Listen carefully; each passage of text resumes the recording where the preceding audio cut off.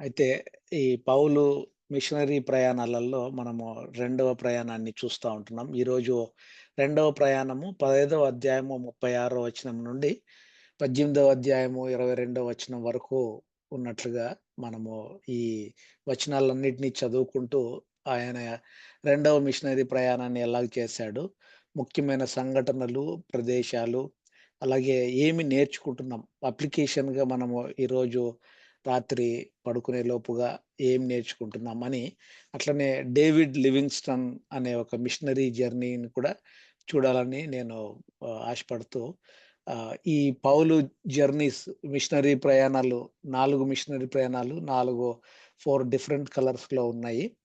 ఆహ్, last week మనము మొదటి మిషనరీ ప్రయాణం చూసాము.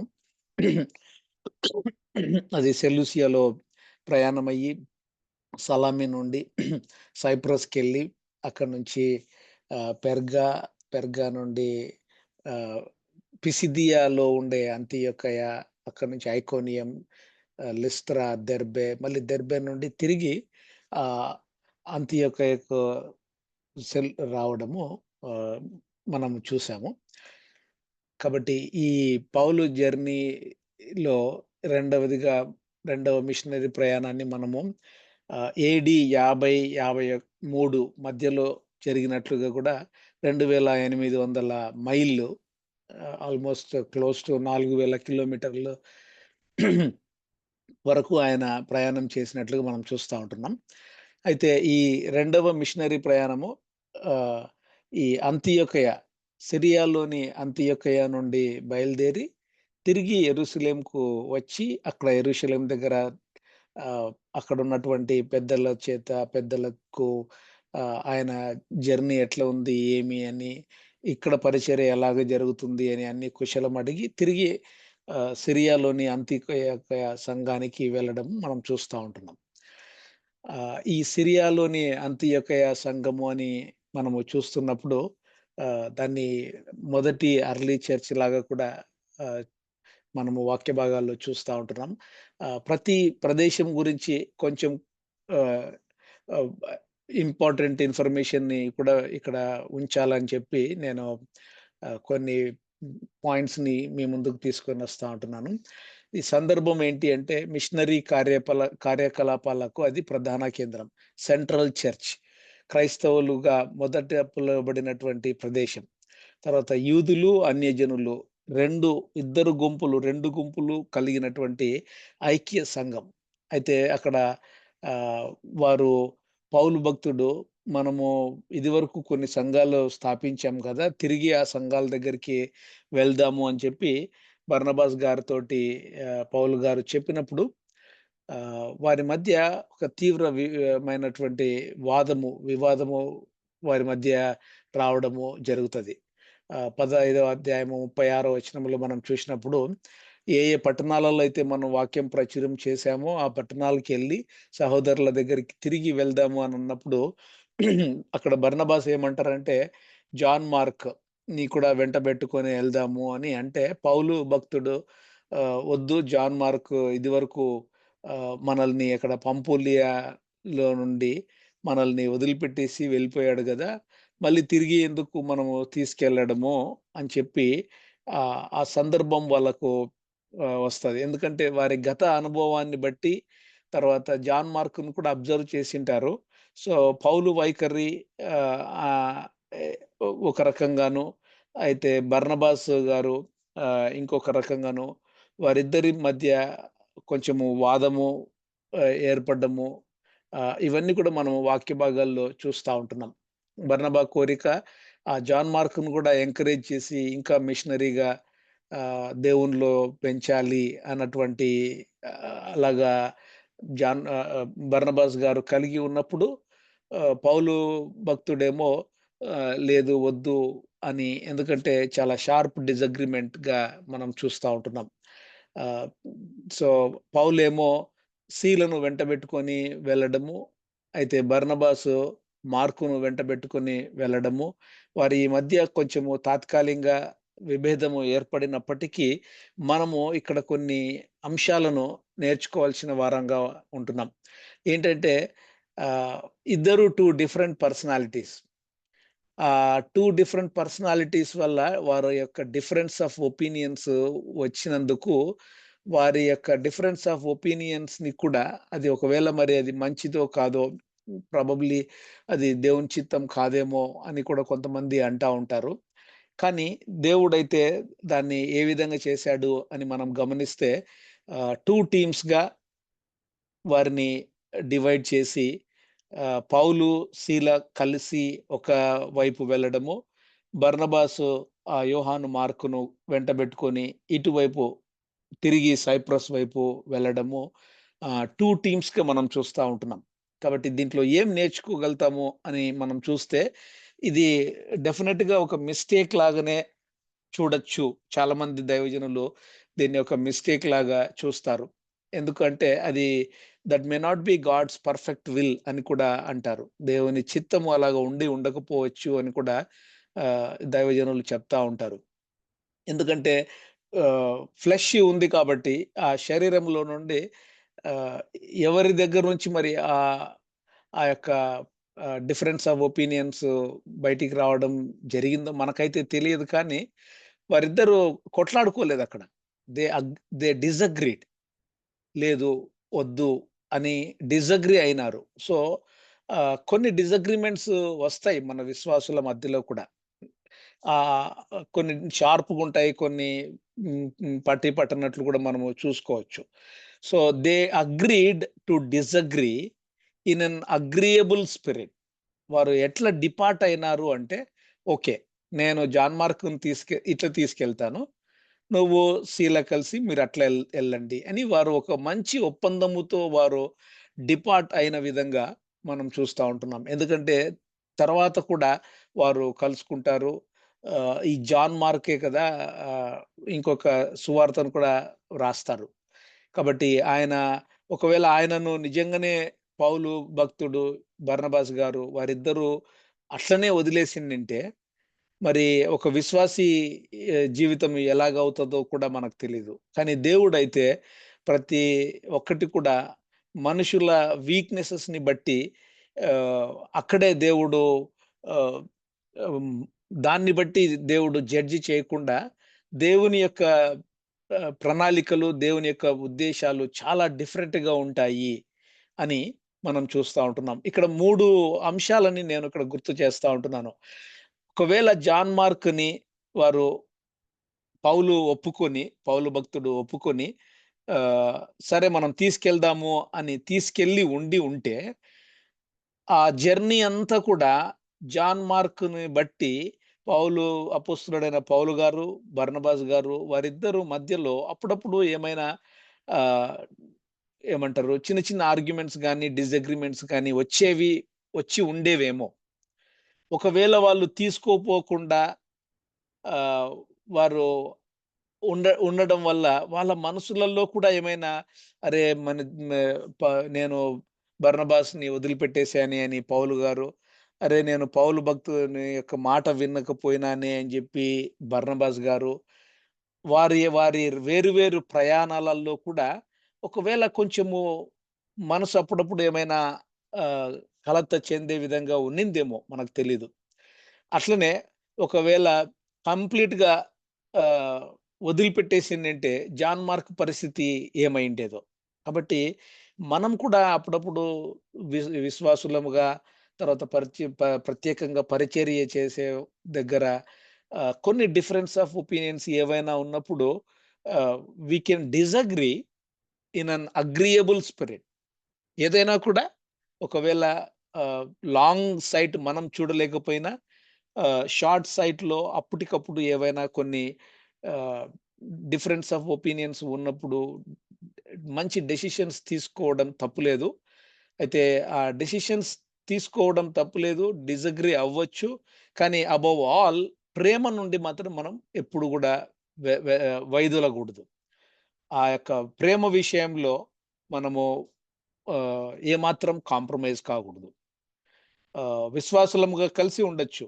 ఒకవేళ ఒకే ఫెలోషిప్‌లో, ఒకే చోట, ఒకే చర్చ్‌లో ఈ డిఫరెన్స్ ఆఫ్ ఒపీనియన్స్ ఉండి అక్కడే ఉండాలి అనే రూల్ అయితే ఏం లేదు కానీ ఆహ్, but it is good to depart in a very peaceful manner అనేది ఆహ్, మన మధ్య విశ్వాసుల మధ్య ఈ డిఫరెన్స్ ఆఫ్ ఒపీనియన్స్‌తో ఎటువంటి ప్రాబ్లమ్స్ వచ్చినా but there will be a solution from God. దేవుని దగ్గరైతే సొల్యూషన్ ఉంటది. ఆయన ప్రణాళిక, ఆయన ఉద్దేశాలు చాలా అమోఘముగైన మనకు ఆహ్, ఊహించినటువంటి అంతుపట్టనటువంటి విధంగా ఉంటాయి. 2 టీమ్స్ గాను ఇక్కడ చూడండి 2 మేజర్ మినిస్ట్రీస్ పౌలు భక్తుడు ఒక మార్గం గుండా కొన్ని సంఘాలను, విశ్వాసులను బాగా బలపరిచినట్లు, అలాగే బర్నబాస్ గారు కూడా మరి ఆయన ఎంత గొప్ప సేవ చేశాడో మనకైతే క్లియర్‌గా పూర్తిగా లిఖించబడలేదు కానీ, డెఫినిట్‌గా ఆయన కూడా ఆహ్, మంచి సేవ చేసి ఉంటారు అని మనము అనుకోవచ్చు.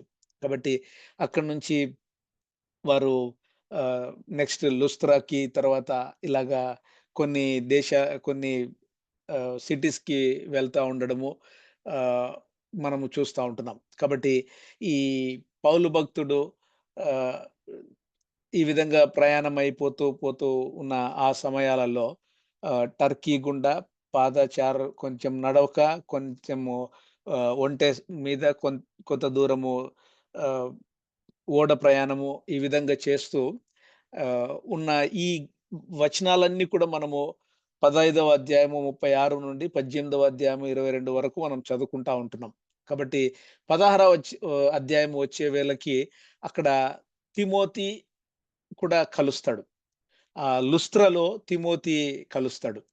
ఆహ్, 16వ అధ్యాయం అంతటిని మనం ఒకసారి బ్రీఫ్‌గా కొన్ని ఈ వచనాలను 3 సెక్షన్స్‌గా డివైడ్ చేసుకుంటే, తిమోతి పౌలుతో కలుస్తాడు అక్కడ లుస్త్రలో. తర్వాత పౌలు భక్తుడికి ఒక దర్శనము లేదా కలగా అక్కడ మాసిదోనియాకు వెళ్ళాలనేటటువంటి ఒక కల ద్వారా దేవుడి యొక్క పిలుపును అందుకోవడము. అక్కడి నుంచి ఫిలిప్పీకి వెళ్ళడము. అక్కడ ఫిలిప్పీలో లూదియా మనము తర్వాత అలాగే జైలరు వారు కూడా రక్షణ పొందడము, వారి దగ్గర సంఘము ఏర్పడడము, ఇవన్నీ కూడా మనము 16వ అధ్యాయంలో చూస్తా ఉంటున్నాం. కాబట్టి పౌలు దెర్బేకును, లుస్త్రకును తిరిగి వచ్చాడు. లుస్త్రలో తిమోతి, తిమోతి వాళ్ళ mother Jewish mother, father Greek. అక్కడ ఇక్కడ గమనించండి దేవుడు తిమోతిని పౌలుకు స ఆహ్, తోడుగా తీసుకొని రావడము జరుగుతా ఉంటుంది. ఏంటంటే పౌలు భక్తుడుకి ఉన్నటువంటి కొన్ని నేచర్ ఏది అంటే ఆయన చాలా స్ట్రిక్ట్, చాలా ఆహ్, ఏమంటారు చాలా స్ట్రిక్ట్ వాక్యం విషయంలో కానీ ఏదైనా కూడా. బర్నబాస్ గారు కొంచెము ఇంక్లూజివ్. ఆహ్, ఆహ్, కొంచెం హంబుల్‌గా కలుపుకొని పోదాము అని ఒక హెచ్చరిస్తూ ఇతరులను కూడా హెచ్చరిస్తూ, ఎంకరేజ్ చేస్తూ వెళ్ళేటటువంటి బర్నబాస్ గారు. అయితే బర్నబాస్ గారు ఎప్పుడైతే పౌలుకి కలిసి లుస్త్ర వైపు వెళ్ళలేదో, దేవుడు బర్నబాస్ గారికి ఉన్న కొన్ని గుణగణాలను తిమోతిలో ఉన్నాయి కాబట్టి, తిమోతిని పౌలు భక్తునికి అటాచ్ చేసినట్టుగా మనం చూస్తా ఉంటున్నాం. కాబట్టి లుస్త్రలో పౌలును కలుసుకున్నప్పుడు తిమోతిని కలుసుకున్నప్పుడు పౌలు భక్తుడు తిమోతి వాళ్ళ పేరెంట్స్‌ని అడుగుతాడు. మీరు కూడా ఆహ్, మా తిమోతిని నాతో పంపిస్తారా అని. కాబట్టి ఆ విధంగా తిమోతి రావడము ఎందుకంటే పౌలు భక్తుడు ఇదివరకు చెప్పాను గదా! చాలా ట్రూత్‌ఫుల్‌గాను, స్ట్రిక్ట్‌గాను, సివియర్‌గా అంటే చాలా సీరియస్‌గా అంటే సివియర్‌గా ఆయన ఏదైతే పట్టుకుంటాడో దాన్ని జాగ్రత్తగా చేయాలని ఇష్టపడేటువంటి వ్యక్తిత్వం కలిగినటువంటి వాడు. బర్నబాస్‌కి, తిమోతికి ఉన్నటువంటి వ్యక్తిత్వాలు వారు కృప, దయ, జెంటిల్‌నెస్ ఈ విధంగా గ్రేస్ అండ్ ట్రూత్ 2 కూడా బ్యాలెన్స్‌డ్‌గా ఆ మినిస్ట్రీలో వెళ్ళాలన్నటువంటి ఆహ్, విధంగా మనం చూస్తే ఇద్దరు 2 డిఫరెంట్ రౌట్స్‌లో వెళ్ళినట్లుగా మనం చూస్తా ఉంటున్నాం. ఇక్కడ ఆహ్, ఇంకొకటి ఇంకొక మిస్టేక్ సెకండ్ మిస్టేక్ కూడా ఇక్కడ పౌలు భక్తుడు అంత అంత పెద్దాయన అపోస్తలుడుగా ఉన్నటువంటి ఆయన మిస్టేక్స్ చేయడం ఏంటి? మనం దాన్ని మిస్టేక్‌గా చూడొచ్చా? చూడకూడదా? అని మనం అనుకోవచ్చు. కానీ ఇక్కడ ఒకవేళ ఎంత దైవజనులైనా కూడా, ఎవరైనా కూడా ఏవైనా మిస్టేక్స్ చేస్తే, ఆ మిస్టేక్స్‌ని కూడా లిఖించి పెట్టినటువంటి పరిశుద్ధాత్మ దేవుడు. ఎందుకంటే హి ఈజ్ ట్రూ. అంటే ఆయన ఆయన సత్యవంతుడు. ఆయన ట్రూత్‌ఫుల్ కాబట్టి ఇతరులు ఎంత దైవజనులైనా కూడా ఎవరైనా మిస్టేక్స్ చేస్తే, ఆ మిస్టేక్స్‌ని కూడా వాక్య భాగంలో, అలాగే పాత నిబంధనలో కూడా పెద్ద పెద్ద దైవజనులు, మంచి దైవజనులు చేసిన మిస్టేక్స్‌ని కూడా రికార్డ్ చేశారు. ఆ మిస్టేక్స్‌ని తీసుకొని వేరే కొంతమంది ఆహ్, వేరే మతస్థులు, హైందవ వారందరూ కూడా వాటిని అడ్వాంటేజ్‌గా తీసుకొని, మీ దేవుడేంటి ఇది? మీ బైబిల్‌లో ఏంది ఇలాగున్నాయి అని అంటారు. కానీ మనం గమనించాల్సిందేంటంటే, ఈవెన్ మిస్టేక్స్ అయినా కూడా ఉన్నాయి అంటే, వాటిని మనము వాటి నుంచి కూడా మనం నేర్చుకోవాలి. ఇక్కడ పౌలు భక్తుడు చేసిన రెండవ మిస్టేక్ ఏంటి అంటే, యాక్చువల్‌గా యెరూషలేము నుండి ఈ అపోస్తులులు పేతురు, యాకోబు, యోహాను వీరు అంతియొకయలో ఉన్నటువంటి సంఘములో ఉన్నటువంటి యూదులు, అలాగే యూదేతరులు, అన్యజనులు వారందరూ కలిసి ఉన్న ఆ అంతియొకయ సంఘములో కొంతమంది యూదులు ఈ సున్నతిని హైలైట్ జేసి, సున్నతి పొందితేనే రక్షణ పొందినట్లు, రక్షణ పొందాలంటే సున్నతి అనేది ఒక రూల్ అని చెప్పి వాళ్ళు పెట్టినప్పుడు, వారికి ఒక లేదు అలాగా మీరు అనుకోకూడదు. రక్షణకి సున్నతి అనేది ఒక మ్యాండేటరీ కాదు అని చెప్పే దానికి యాకోబు, యోహాను, పేతురు వాళ్ళు డిస్కస్ చేసి ఒక పత్రికను బర్నబాసు గారు, పౌలు గారితో ఈ అంతియొకయ సంఘానికి పంపిస్తారు. ఆ విధంగా పౌలు భక్తుడు స్వ ఆహ్, స్వతహా ఆయననే ఆ యొక్క లెటర్‌ని, యాకోబు గారు రాసినటువంటి లెటర్‌ని అంతియొకయకు తీసుకొని వచ్చి, వారికి ఆ లెటర్ ఇవ్వడమే కాకుండా, ఆ లెటర్‌లో ఉండే చెప్తూ, సున్నతి రక్షణకు ఇంపార్టెంట్ కాదు. రక్షణ అనేది కృప వలన మనము దేవుడు యేసు ప్రభుల వారు చనిపోయి తిరిగి లేచారు అని హృదయమందు విశ్వసించి నోటితో ఒప్పుకుంటే, అది మనము రక్షణగా స్వీకరించాలి. ఏదో సున్నతి అనేది కాదు. అది అది పాత నిబంధనలో ఉన్నటువంటి అది అని చెప్పి దాన్ని సెపరేట్ చేస్తూ చెప్తాడు పౌలు భక్తుడు. కానీ ఈ లుస్త్రకు వచ్చినప్పుడు మాత్రము ఈ తిమోతికి పౌలు భక్తుడు సున్నతి ఇవ్వడము అలౌ చేస్తాడు. ఆయన తిమోతి గారికి ఎందుకంటే ఇక్కడ తిమోతి గ్రీక్ ఫాదరు, మదర్ ఏమో యూదురాలు. మరి ఆ సర్కమ్‌స్టాన్సెస్ ఎలాగున్నాయో మనకు తెలీదు కానీ తిమోతికి సున్నతి చేసే విషయంలో పౌలు భక్తుడు ముందుంటాడు. కాబట్టి దాన్ని కూడా ఒక మిస్టేక్ లాగా అంటే అది అక్కడ చూసినప్పుడు కొంచెం కాంప్రమైజ్ అయినట్లుగా పౌలు భక్తుడు ఇక్కడ మనము గమనిస్తా ఉంటున్నాం. ఆహ్, కానీ ఇది మిస్టేకా? కాదా? అనేది వేరియస్ విధంగా చాలామంది ఒక్కొక్కరు ఒక్కొక్క విధంగా మాట్లాడుకుంటారు. కానీ ఇక్కడ వాక్య భాగంలో ఉన్న దాన్ని బట్టి తిమోతికి ఆ దినాలలో సున్నతి ఇవ్వవలసిన అవసరం లేదు అని కూడా మనము చూడొచ్చు. ఎందుకంటే దానికి ముందు ప్రస్తావనలోనే కాబట్టి ఆహ్, అది అక్కడ ఎక్స్‌ట్రా అంటే అనవసరము అని కూడా మనము అనుకోవచ్చు.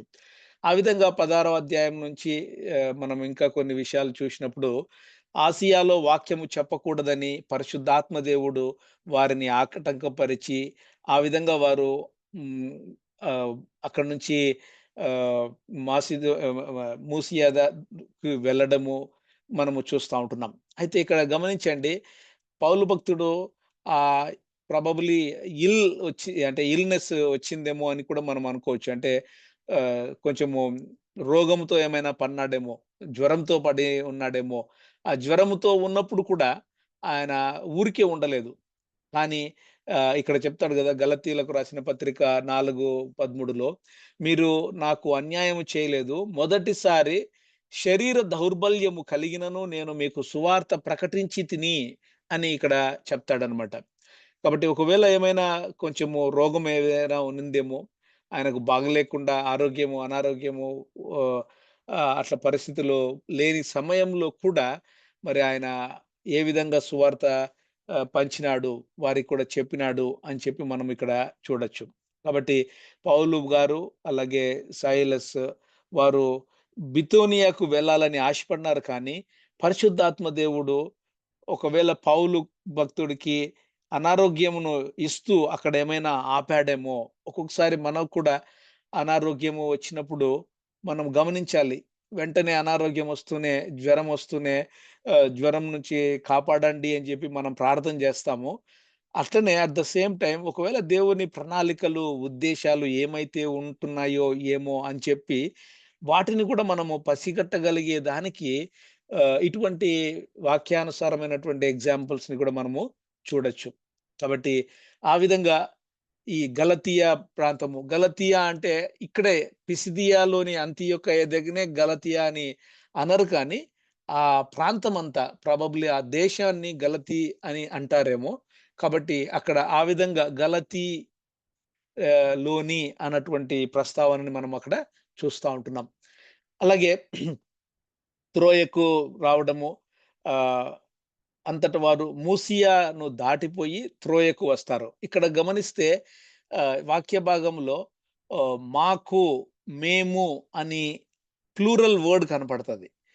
అపోస్తుల కార్యములు 16వ అధ్యాయము ఎప్పుడైతే 8, 9 వచనాలలో వారు మాకు అని చూసినప్పుడు ఇక్కడ లూకా భక్తుడిని మనము గుర్తు చేసుకోవచ్చు. ఎందుకంటే ఇది రాసిన ఈ అపోస్తుల కార్యములు రాసినటువంటి దైవజనుడు లూకా గారు. ఆ లూకా గారిని తనను తాను ఇక్కడ ఇంక్లూడ్ చేసుకుంటూ వ్రాసిన మాటను బట్టి పౌలు భక్తుడితో ఈ లూకా గారు గూడా వీరిద్దరూ కలిసి అక్కడి నుంచి ఆహ్, బయలుదేరి మిగిలిన త్రోయకు వెళ్ళి, ఆ త్రోయలో వారు సువార్త చేయడము.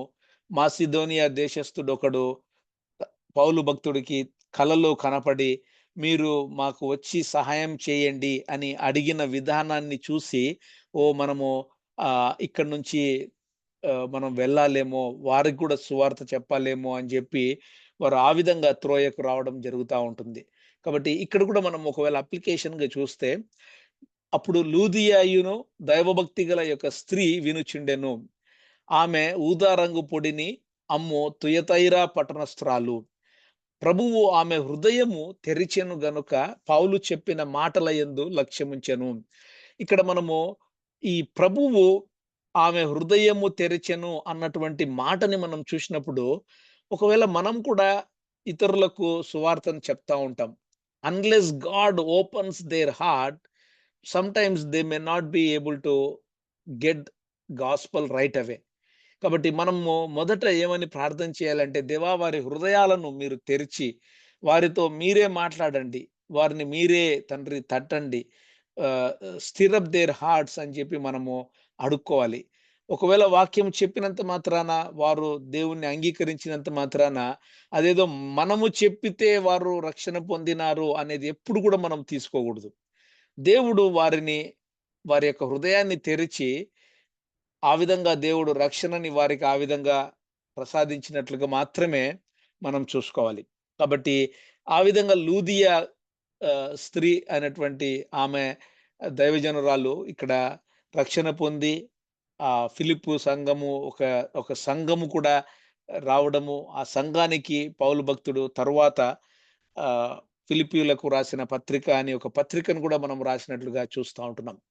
కాబట్టి ఇక్కడ 19 నుంచి కొన్ని వచనాలు చూస్తే ఆ ప్రాంతంలో ఒక చిన్న పాప పుతోను అను దయ్యము పట్టినదై సోదె చెప్తా ఉంది. ఆ సోదె చెప్తూ ఉన్న ఆ సమయంలో ఆమె కూడా చూడండి ఇక్కడ ఆమె కూడా చిన్న పాప కూడా ఏమంటదంటే, "వీళ్ళు వచ్చారు, వీళ్ళు దేవుని గురించి చెప్తారు" అని జెప్పి ఆ దయ్యము పట్టినటువంటి ఆ చిన్న పాప కూడా ప్రభువును గురించిన సాక్ష్యాన్ని ఇక్కడ చెప్తున్నట్లుగా గూడా మనం చూస్తా ఉంటున్నాం. యాక్చువల్‌గా అయితే ఈవెన్ ఆహ్, సాతానుడు అంటే డెవిల్ కూడా ah, he he knows who Christ is. తెలుసు యేసు ప్రభుల వారు ఎవరు. ఆహ్, మనం సువార్తలలో గూడా చూస్తా ఉంటున్నాం గదా! మీరెవరో మాకు తెలుసు అని కూడా యేసు ప్రభువును డైరెక్ట్‌గా సంబోధించినట్లుగానే. యాక్చువల్‌గా అయితే ఈ దేవుని బిడ్డలముగా నీవు నేను ఉన్న సమయాలలో ఆ దయ్యం పట్టిన వాళ్ళు సాక్ష్యం చెప్పాల్సిన పని లేదు. మనము సాక్ష్యం చెప్తా ఉంటున్నాం. ఆ విధంగా వాక్య భాగాలు మనం చదువుతున్నప్పుడు పౌలు భక్తుడు కొన్ని దినాలు పట్టించుకోలేదు. ఆ పాప దయ్యము పట్టినదై ఆహ్, ఏం చెప్తా ఉంటే కూడా అంత పట్టించుకోలేదు. కానీ మరి ఎన్ని రోజులు పట్టించుకోలేదో, ఎన్ని సార్లు పట్టించుకోలేదో గానీ చివరికి పట్టించుకొని దయ్యాన్ని ఆ పాప నుండి ఆహ్, ప్రార్థన చేసి వదిలిపెట్టినప్పుడు అక్కడున్న వారందరూ ఆమె ద్వారా ఎంతైతే లాభం పొందుతా ఉన్నారో, డబ్బు సంపాదించుకుంటా ఉన్నారో, ఆహ్, వారు నష్టపోతున్నారని జెప్పి వారందరూ కలిసి ఈ పౌలును, సీలను బంధించి అక్కడ వారిని చెరసాలలో వేసి వాళ్ళకు కాళ్ళకు అవి బొండు వేసి అని ఉంటది గదా! అవన్నీ చేసి వాళ్ళను జైలులో పెడతారు. అయితే కొద్ది దినాలు మరి ఎన్ని దినాలు ఇక్కడ జైల్‌లో ఉంటారో మనకు తెలీదు కానీ, కొద్ది దినాలలో అకస్మాత్తుగా భూకంపము కలిగి, ఆ చెరసాల పునాదులు అదిరి, వెంటనే తలుపులన్నీ తెరుచుకొని, పౌలు, శీల వారి యొక్క బేడీలు కూడా విడిచిపెట్టబడి, వారు ఇంకా అక్కడ ఫ్రీ అయిపోతారు. అప్పుడు ఆ జైలరు ఏం చేస్తాడంటే, ఓహ్! ఇది జరిగిపోయింది గదా! ఇంకా వాళ్ళు అధికారులు నన్నేమైనా చేస్తారు అని జెప్పి తనను తాను చంపుకునే ప్రయత్నంలో ఉన్నప్పుడు, పౌలు భక్తుడు "నువ్వేం చేసుకోవద్దు. మేమెక్కడికి పోలేదు. మేమిక్కడే ఉన్నాము" అని జెప్పి ఆ జైలర్‌తో మాట్లాడినప్పుడు, జైలరు దేవుని యొక్క మహిమను చూసి అక్కడ వెంటనే నేను ఇక్కడ రక్షణ పొందేకి నేనేం చేయాలి అని చెప్పి, తను, తన కుటుంబము రక్షణ పొంది, మరి ఆ సన్నివేశమంతా చూసినప్పుడు రాత్రికి రాత్రే రక్షణ పొంది, కుటుంబం కూడా బాప్తిస్మం పొంది ఆహ్, పొందిన సందర్భమై ఉంటదేమో. ఎందుకంటే పొద్దున్నే వచ్చి మళ్ళీ జైల్లోనే పెడతాడు పౌలును, సీలను. జైల్లోనే ఉంటారు వాళ్ళు. తర్వాత అధికారులొచ్చి మీరు వీళ్ళని వదిలేసేయండి అంటే, అప్పుడు పౌలు, శీల వారు పౌలు భక్తుడు ఏమంటారంటే, లేదు లేదు మీరు మమ్మల్ని ఓపెన్‌గా కొట్టి అవమానం జేశారు. మమ్మల్ని సీక్రెట్‌గా ఎలాగ వదిలిపెడతారు అని అన్నప్పుడు ఆహ్, ఆ విధంగా వారు పౌలు నేను రోమీయుణ్ణి అని కూడా చెప్తాడు. తన యొక్క సిటిజన్‌షిప్‌ని గురించి కూడా చెప్తాడు. ఆ విధంగా 17వ అధ్యాయంలోకి మనం వెళ్తా ఉంటున్నాం. దాని తర్వాత దెస్సలోనికయకు వెళ్ళడము. అక్కడ గూడా ప్రార్థనా పూర్వకంగా వారితో విశ్వాసులతో, యూదులతో తర్కిస్తూ అక్కడి నుంచి బెరయకు వెళ్ళడము, స్థానికులు అక్కడ ఆదరించడము, అక్కడ గూడా ప్రతిఘటన ఏర్పడడము, అక్కడి నుంచి ఏథెన్స్‌కు అకుల, ప్రిస్కిల్ల వారిని తీసుకెళ్లడము. ఏథెన్స్ నుండి తర్వాత తిరిగి అంతియొకయకు వెళ్ళడము. ఈ విధంగా మనము దెసలోనికయకు వచ్చిన విధంగా చూస్తా ఉంటున్నాం. కాబట్టి దెసలోనికయ ఎక్కడ ఉంది? ఏంటి? అని మనం చూస్తే అది కూడా ఒక వ్యూహాత్మకమైన ప్రదేశము. వైవిధ్యమైన జనాభా ఉంటుంది. రాజకీయ వాతావరణము ఉంటది. అలాగే పరిస్థితులు కొన్ని చూస్తే మందిరములలో ప్రార్థన చేసుకుంటూ యూదులు అలాగే యూదేతరులు అందరూ కూడా ఆ దెసలోనికయ సంఘములో వారు ప్రార్థన చేసుకుంటూ ఉండడము. కొంచెం రిలీజియస్‌గాను గ్రీకుల యొక్క ప్రభావం ఎక్కువగా ఉండడము. ఇవన్నీ కూడా మనము దెస్సలోనికయ సంఘం గురించి కొన్ని మాటల్ని ఇక్కడ చూస్తా ఉంటున్నాం. అయితే ఈ 17వ అధ్యాయంలో వచ్చినప్పుడు వారు అంఫిఫోలి, అపోలోనియ పట్టణాల మీదుగా దెస్సలోనికయకు వస్తారు.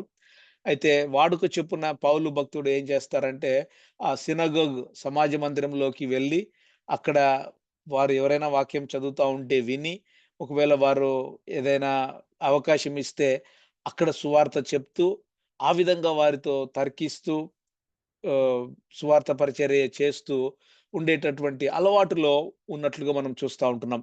అయితే ఇక్కడ కొంతమంది ఆహ్, జ్యూస్ ఏం చేస్తారంటే, ఓహ్! భూలోకాన్ని తలకిందులు చేసేవాళ్ళు ఇక్కడికి కూడా వచ్చి ఉన్నారు అని జెప్పేసి పౌలును, సీలను బట్టి వారు ఆ మాట అంటారు.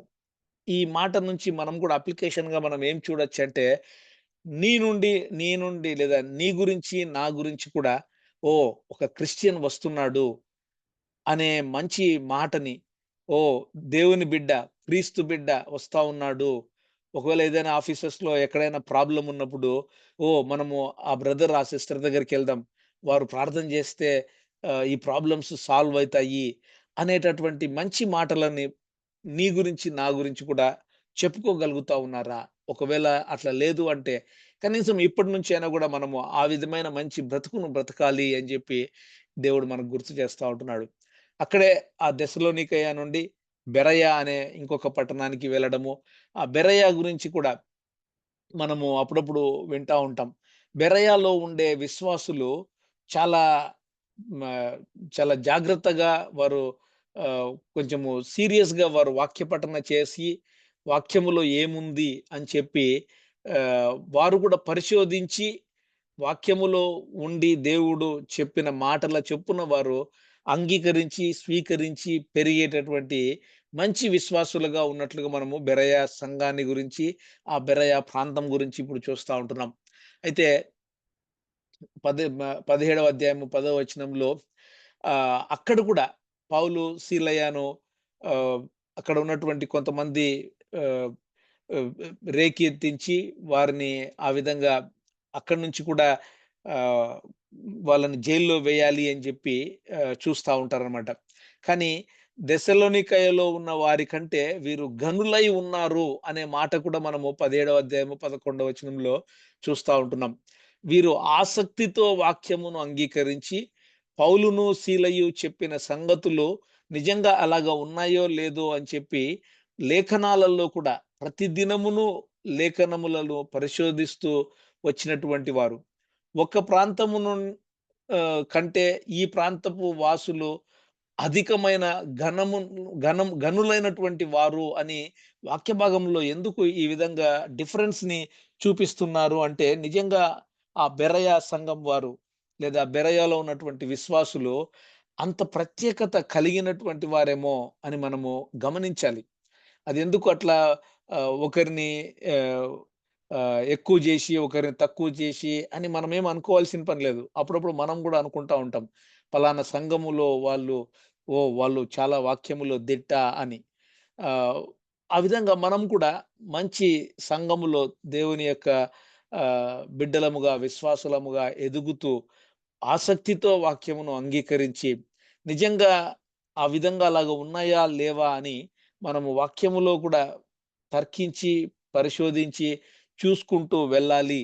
అందుకే మన ఈ సెషన్ అయిన తర్వాత గూడా 1 అవర్ ఒక్కొక్కసారి అది మోర్ థాన్ 1 అవర్ డిస్కషన్‌కి కూడా ఎందుకు వెళ్తది అంటే, ఆసక్తి కలిగిన వారము మనము.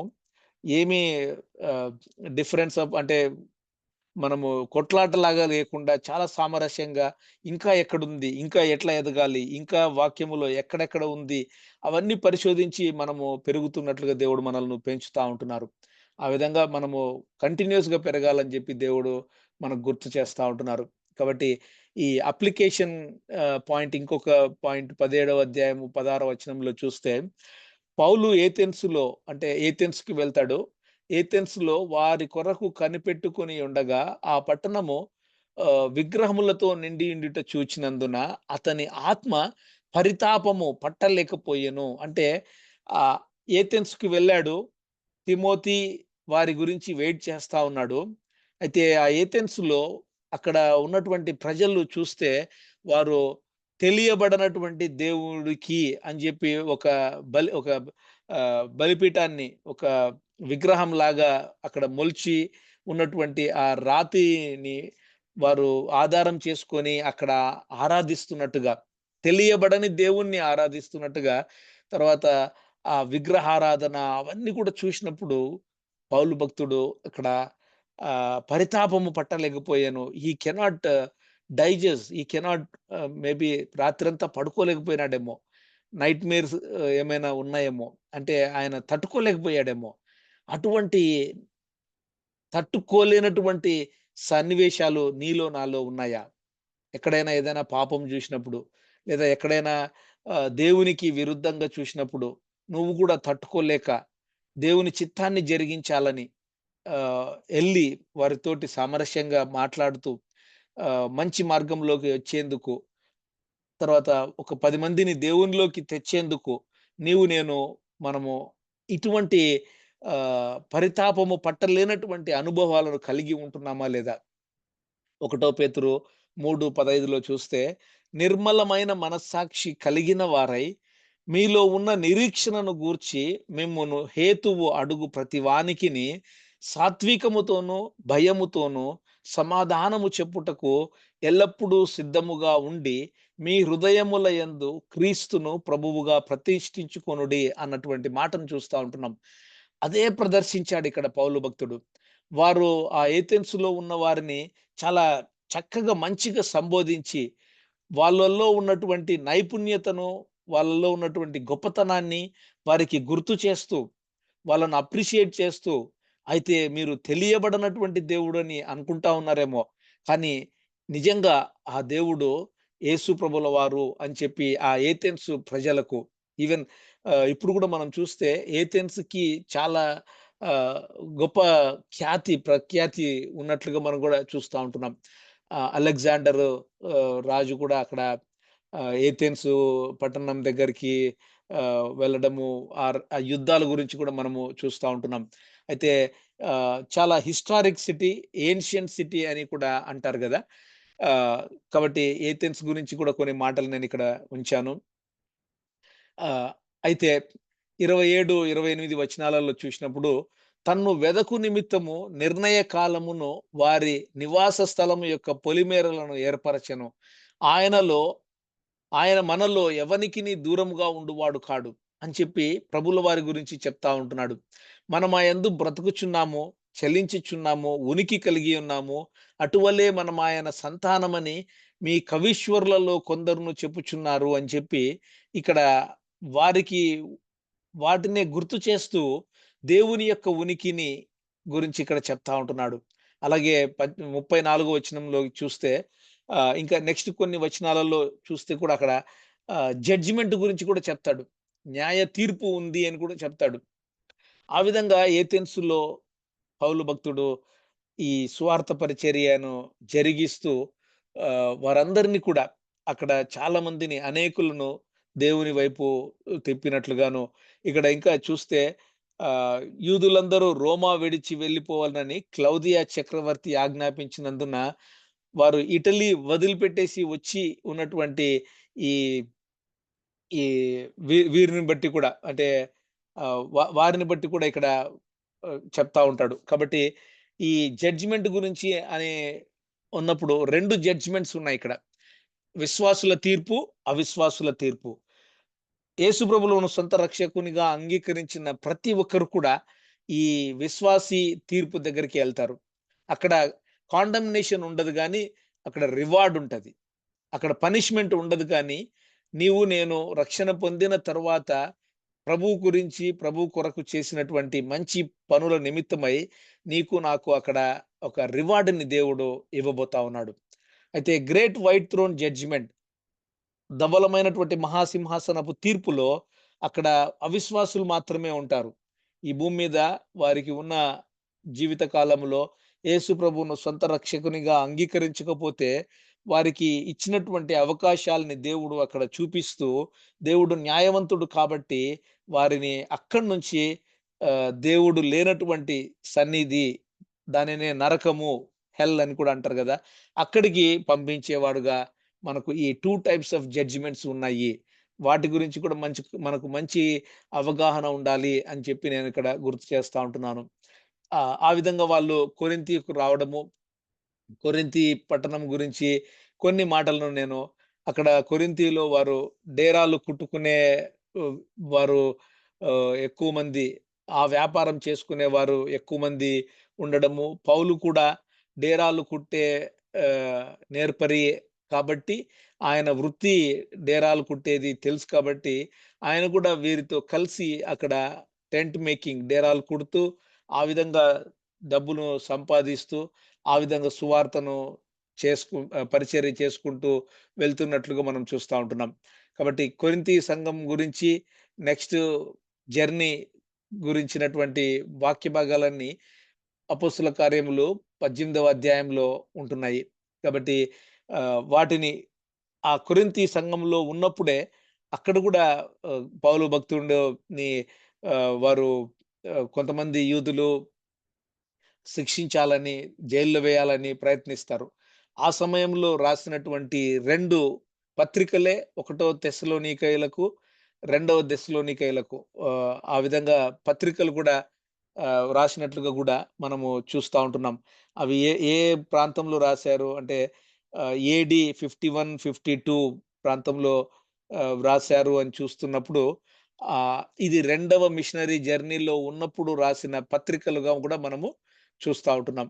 కాబట్టి అక్కడ ఏథెన్స్ నుండి కొరింథీకి వెళ్ళడము, అక్కడ చాలామంది దేవుని దగ్గరికి రావడము, అక్కడే కొరింథీలో అనేకులు విశ్వసించి బాప్తిస్మము పొందడము, అక్కడ దేవుడు పౌలు భక్తునితో రాత్రి వేళ ఆయనకు ఒక దర్శనం కలిగి, ఆ దర్శనములో నీవు భయపడక మాటలాడుము, మౌనముగా ఉండకుము అనే ఒక మాట ద్వారా ఇది మనకు చాలా మందికి విశ్వాసులకు ఒక వాగ్దానం గూడా వస్తా ఉంటది. ఆ వాగ్దానం వచ్చినప్పుడు ఆ సంవత్సరం అంతా కూడా కాంటెక్స్ట్‌ని మనము గమనిస్తే ఇక్కడ పౌలు భక్తుడు చేస్తున్న పరిచర్య ఏంటి అంటే, ఆయన అపొస్తలుడైన పౌలు పరిచర్య చేస్తా ఉన్నాడు. అంటే యేసు ప్రభువు వారి యొక్క సువార్తను వెదజల్లుతా ఉన్నాడు.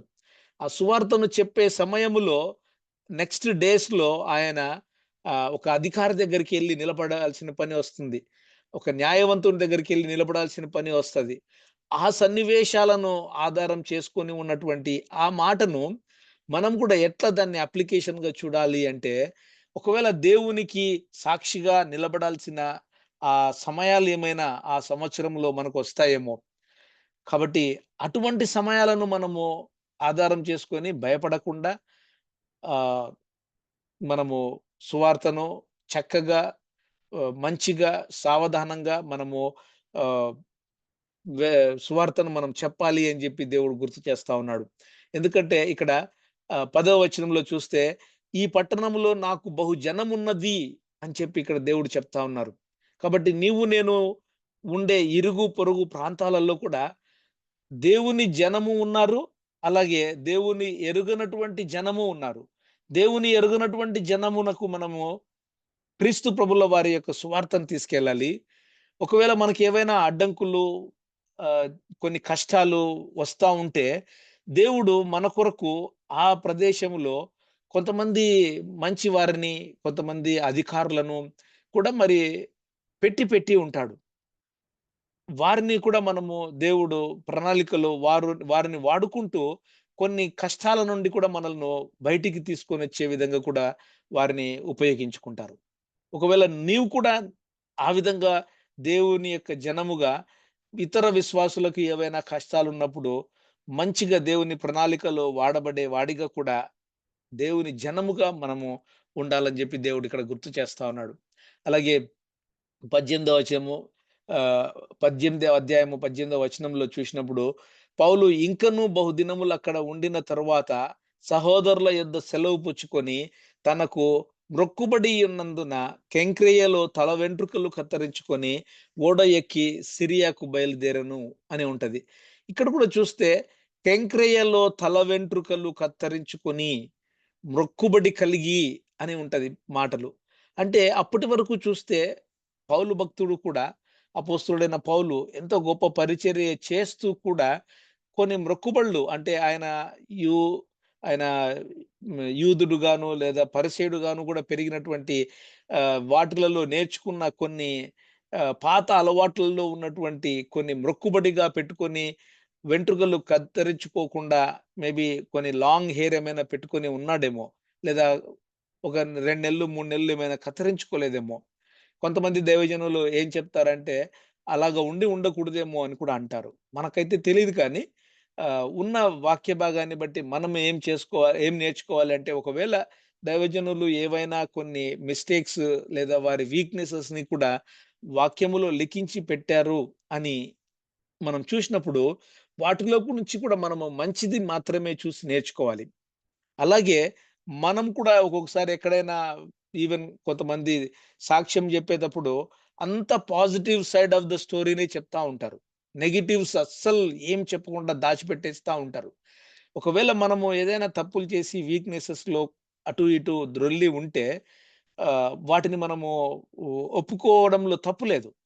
ఏదో దాచిపెట్టుకొని మనకు ఒక ఒకలాంటి మంచి ఇమేజ్ రావాలని సెల్ఫ్ సాటిస్ఫాక్షన్ కోసము మనము అన్ని కప్పిపుచ్చి పెట్టుకోవాల్సిన అవసరం లేదనేది కూడా మనం ఇక్కడ నేర్చుకోవాలి. చివరిగా నేను ఈ డేవిడ్ లివింగ్‌స్టన్ గారి యొక్క మిషనరీ స్టోరీని మీకు చెప్పి ముగించాలని ఆశపడతా ఉన్నాను. ఈయన 1813వ సంవత్సరము స్కాట్లాండ్‌లో మార్చి 19న జన్మిస్తాడు. నీల్ లివింగ్‌స్టన్, అలాగే ఆగ్నెస్ లివింగ్‌స్టన్ అనే తల్లిదండ్రులకు 7 మంది ఉంటే ఈయన రెండవ సంతానముగా మొదట ఆయన చైనాకు వెళ్ళాలని ఆశపడతాడు. కానీ చైనాలో అప్పట్లో యుద్ధం జరుగుతూ బ్రిటిష్ వారిని ఆ దేశంలోకి అనుమతించడం లేదని చెప్పి ఈయన తండ్రి అయినటువంటి నీల్ లివింగ్‌స్టన్ గారు అనేక ఆహ్, మిషనరీ స్టోరీస్ చిన్నప్పుడు చెప్తూ ఈయన కూడా నేను కూడా ఒక మంచి మిషనరీగా కావాలని ఇన్‌స్పైర్ అయితాడు. 27వ సంవత్సరంలో డాక్టర్ కోర్స్ చేసి ఎంబీబీఎస్ లాంటి కోర్స్ చేసి డాక్టర్ అయితాడు. అయితే ఆఫ్రికాకు వెళ్ళాలి అని చెప్పి చివరిగా ఆఫ్రికాకు వెళ్లి ఆయన చేసిన గొప్ప పరిచర్యలో ఆయన 3 సీస్ అని అంటారు. క్రిస్టియానిటీని బాగా ఆయన అక్కడ ఆహ్, హ్మ్. ప స్ప్రెడ్ అయ్యేటట్లు చేశాడు. అలాగే అక్కడ వ్యాపారము గూడా మంచిగా జరిగేటట్లు చేశాడు. ఆఫ్రికా దేశంలో నాగరికత గూడా బయటికి మంచిగా వచ్చేటట్లు ఆయన చేసినటువంటి ఆహ్, గొప్ప దైవజనుడుగా మనం ఇక్కడ చూస్తా ఉంటున్నాం. అయితే ఈయన గురించి కొన్ని మాటలు ఆయన కాటన్ మిల్లులో పనిచేసినాడు గాబట్టి చాలా సహనము, పట్టుదల కలిగి ఉన్నటువంటి ఆహ్, వాడుగా మనం చూస్తా ఉంటున్నాం. ఒకానొక సమయంలో ఇక్కడ 3 సంఘటనలు నేను గుర్తు చేయాలని ఇష్టపడతా ఉంటున్నాను. ఒకానొక సమయంలో అక్కడ ఉన్నటువంటి గ్రామస్తుల గ్రామస్తులు ఆహ్, నున్ గ్రామస్తులకి సహాయం చేస్తూ ఈ సింహాన్ని చంపాల్సిన సమయం వచ్చినప్పుడు ఆయన తన తుపాకీతో తీసుకొని ఆ సింహాన్ని చంపక మునుపు ఆ సింహము ఆయన మీద వచ్చి ఎడమ భుజము చేతి ని గాయపరిచినట్లుగా గూడా మనం చూస్తా ఉంటున్నాం. అయితే ఆయన అదే గాయంతో అట్లనే అక్కడ సువార్త పరిచర్య చేసుకుంటూ ఇంకా సమయం గడిచిన కొద్దీ ఆయనకు మళ్ళీ ఇంకొక సంఘటన ఎదురవుతది. ఏమైతది అంటే ఆహ్, ఎడమ కన్నుకు కూడా గాయం జరుగుతది. ఆ ఎడమ కన్ను గూడా గాయం జరుగుతది. అయినప్పటికీ ఆయన అక్కడ కాంప్రమైజ్ అవ్వడు. తన యొక్క వైఫ్ చనిపోతది. తన భార్య దోమకాటు చేత చనిపోతది. దోమకాటు చేత చనిపోతే ఆమెను ఇంగ్లాండ్ దేశానికి తీసుకొనొచ్చి అక్కడ పాతిపెడతాడు. పాతిపెట్టినప్పుడు వాళ్ళందరూ జెప్తారు. "ఇంక మళ్ళీ ఎందుకు పోతావు నువ్వు ఆఫ్రికాకు? నువ్వు పోతే నువ్వు గూడా చనిపోతావేమో" అని. అయినప్పటికీ ఆయన ఒప్పుకోడు. లేదు నేను ఆఫ్రికాకెళ్తాను అని చాలా ధైర్య సాహసాలతో తిరిగి ఆఫ్రికాకెళ్తాడు. ఇంకొకసారయితే సంఘటనలో ఆయన ఎడమ కాలు ఒక ముల్లు గుచ్చుకొని, ఆ ఎడమ కాలు పూర్తిగా గాయమైపోతది. సో, ఒకసారి గమనించండి. ఎడమ కాలు, ఎడమ కన్ను, అలాగే ఎడమ చెయ్యి, ఒక సైడంతా ఆయన పారాలిటిక్ అయినప్పటికీ కూడా, ఆ ఆఫ్రికా ప్రదేశాన్ని ఆయన వదిలిపెట్టడు.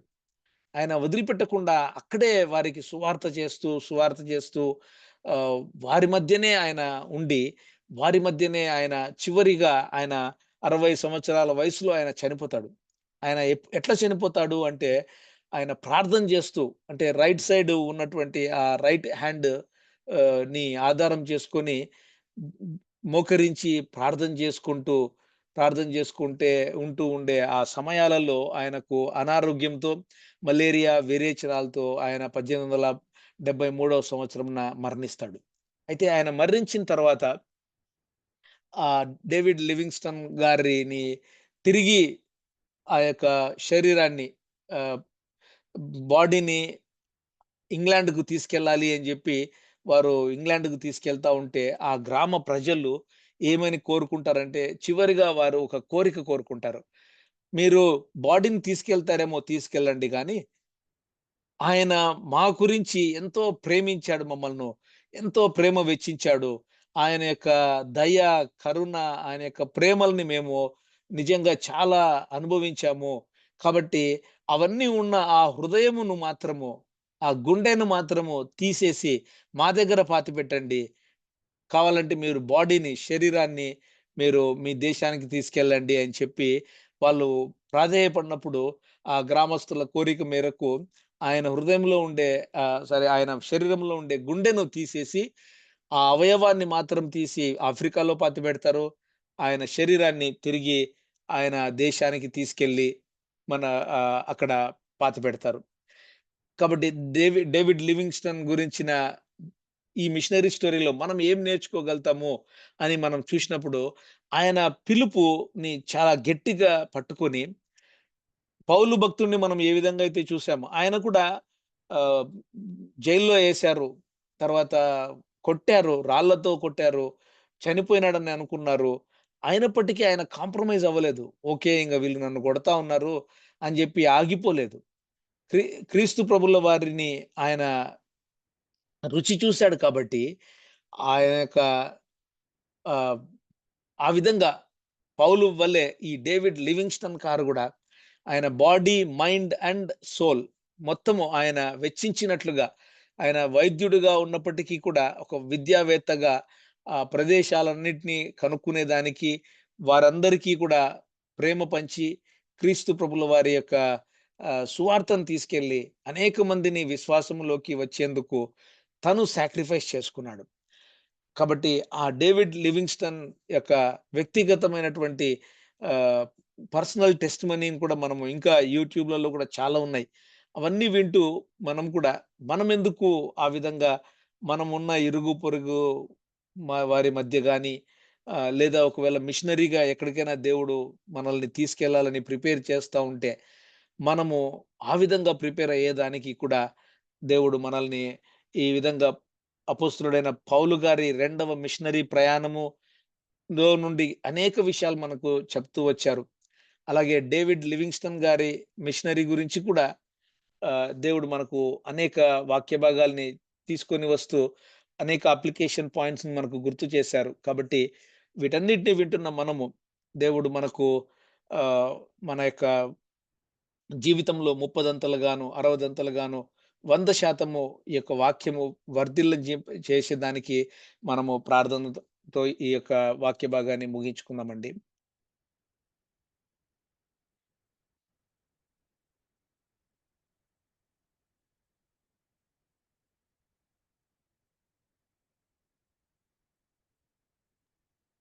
Thank you, brother.